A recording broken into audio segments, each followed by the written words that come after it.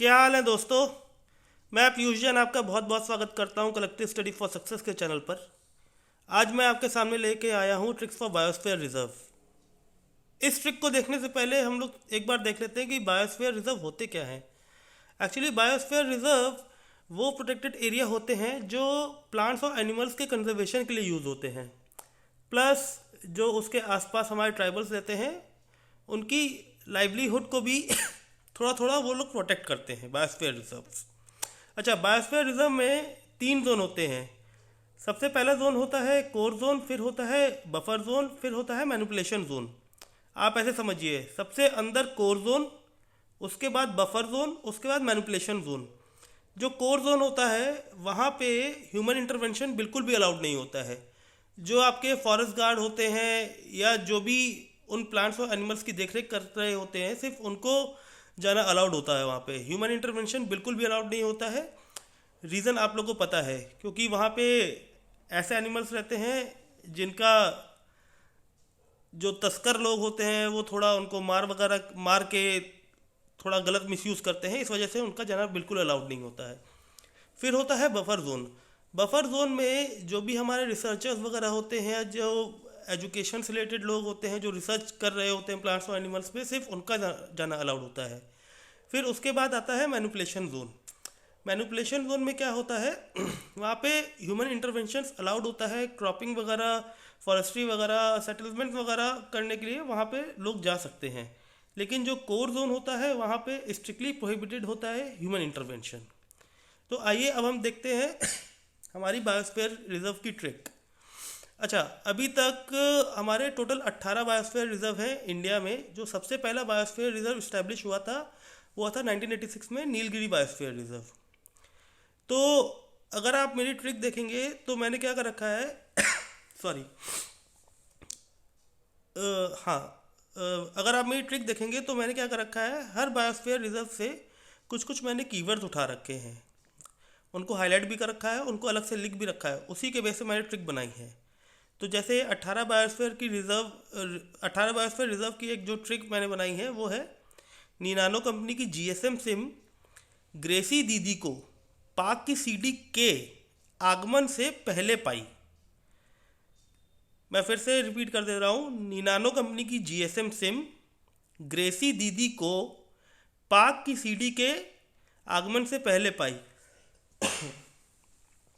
अब नीनानो में एनआई है आपका नीलगिरी, एनए है आपका नंदा, एनओ है आपका नोक्रेक। तो ये हो गया नीनानो। जीएसएम में है gulf of Mannar, S as in Sundarbans and M as in Manas. अब ग्रेसी में जो जीआरई है वो है ग्रेट निकोबार, और एसआई है सिंपली पाल। दीदी में है डीआई दिब्री शिकोवा, और दूसरा डीआई है वो है दिहांग दिबांग। अब पीएके में है P as in Pachmarhi, A as in Achanakmar Amarkantak, और K as in great Rann of Kutch. अब सीडी को आप डायरेक्टली याद कर सकते हैं, कोल्ड डेजर्ट। फिर उसके बाद है के से है, अब ये स्पेलिंग मुझे नहीं आती है, खांग, मतलब आप लोग इसको स्पेल कर लीजिएगा, Khangchendzonga national park, sorry for this. फिर आगमन में एजी का है अगस्त्यमलाई बायोस्फीयर रिजर्व, एसई है शेषाचलम हिल्स, और पीए पाई में है पीए पन्ना।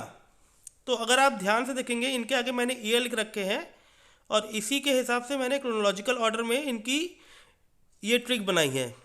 तो अब आप सभी जानते हैं कि यूपी पीसीएस हो या यूपीएससी हो, आजकल क्वेश्चंस काफ़ी उल्टे सीधे पूछ रहा है। अब मे भी हो सकता है आपका यही क्वेश्चन आ जाए, वो 4 बायोस्फीयर रिजर्व दे दे और आपको क्रोनोलॉजिकल ऑर्डर में सेट करने को दे दे। मे भी ऐसा हो कि 6 से 10, 6 से 9 सीरियल नंबर तक वो दे दे, और वो कह दे कि उनको रीशफल कर दे और कह दे कि इनको आप लोग ईयर के हिसाब से क्रोनोलॉजिकल ऑर्डर में सेट करिए। तो आई गेस अगर आप इस ट्रिक को ध्यान रखेंगे तो ये क्वेश्चन आपका सही हो जाएगा। अच्छा, अब एक क्वेश्चन में भी ये भी हो सकता है कि वो एरिया वाइज पूछ ले। अब नीचे मैंने एरिया वाइज भी ट्रिक बना रखी है। अब इसमें सबसे ऊपर जो है वो सबसे छोटा है, उसके बाद ये इंक्रीजिंग ऑर्डर में लगे हुए हैं।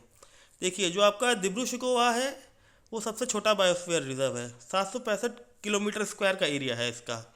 और जो हमारा ग्रेट रन ऑफ कच्छ है वो सबसे बड़ा बायोस्फीयर रिजर्व है, 12,454 किलोमीटर स्क्वायर एरिया है इसका। तो देखिए मैंने भी इसकी एक ट्रिक बना रखी है। अब सीरियल नंबर 1 से 11 जो है बायोस्फीयर रिजर्व उनकी एक ट्रिक है, और फिर सीरियल नंबर 12 से 18 उनकी एक ट्रिक है। तो आइए हम लोग देखते हैं ट्रिक को। अब आप लोग को रिपीट करने की ज़रूरत नहीं है कि मैं कुछ कीवर्ड्स देता हूँ उनको हाईलाइट करता हूँ। तो आइए सीधा हम लोग ट्रिक देखते हैं सीरियल नंबर 1 से 11 की। तो पहली ट्रिक जो है वो है, ये मान के चलिए दिशा नाम की एक लड़की है और नोनी एक नाम की एक लड़की है। तो दिशा नोनी खान मार्केट में मैप लेने अगस्त में गए, पर अचानक से सिंपल शीशा परचेज किया। दिशा नोनी खान मार्केट में मैप लेने अगस्त में गए, पर अचानक से सिंपल शीशा परचेज किया।